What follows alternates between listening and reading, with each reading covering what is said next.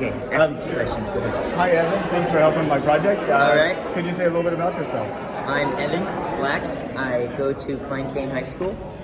I'm at a graduation party right now for a Rock DOS.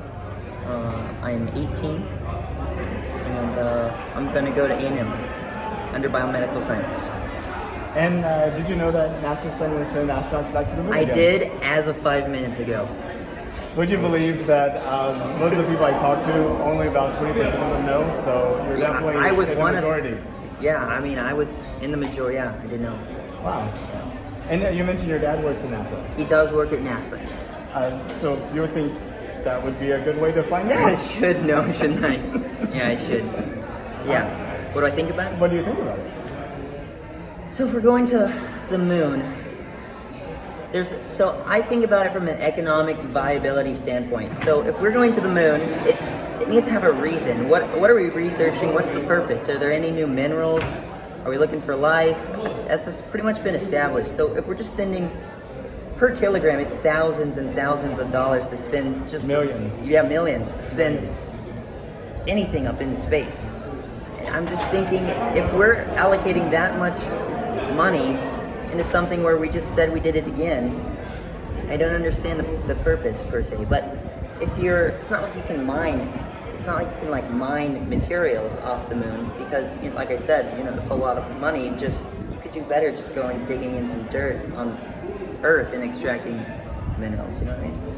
But it's expensive because we have no infrastructure in place and we don't have reusable rockets. But if we mine on the moon, at least we won't be hurting life here on Earth. I was just wondering what you thought about that. What are the primary elements that are? I think the moon has a good representation of pretty much everything we have here on Earth, probably. I mean, so far we're pretty low on lithium, helium, stuff like that. The issue is that it's not really. The moon doesn't really have an atmosphere. Nope, no atmosphere. So the helium's out of the book. Iron, that's a big component, but we got a lot of iron. Lithium, well, I'm not really sure about I'm thinking about it from an economic viability. Otherwise, it's just said I got to the moon. There's no purpose, right? We already did it once. If we set up a mining operation on the moon and it was economically viable, you'd be like, sorry, you can work it today. I suppose it would be worse. That's far ways away, in my mind. And in 200 years, all right? Is that what you're at? Yeah, exactly. So you know all the questions.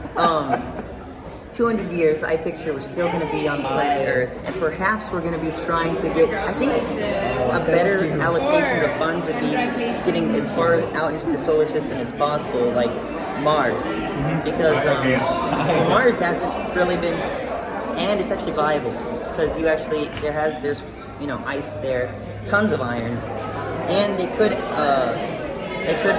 make it inhabitable by, I think it's called agriculture. So you start a small amount of plant material which absorbs CO2, creates oxygen, and then you can accumulate biomass through human activity like waste products, and then you can grow off it. So it's like a nice cycle.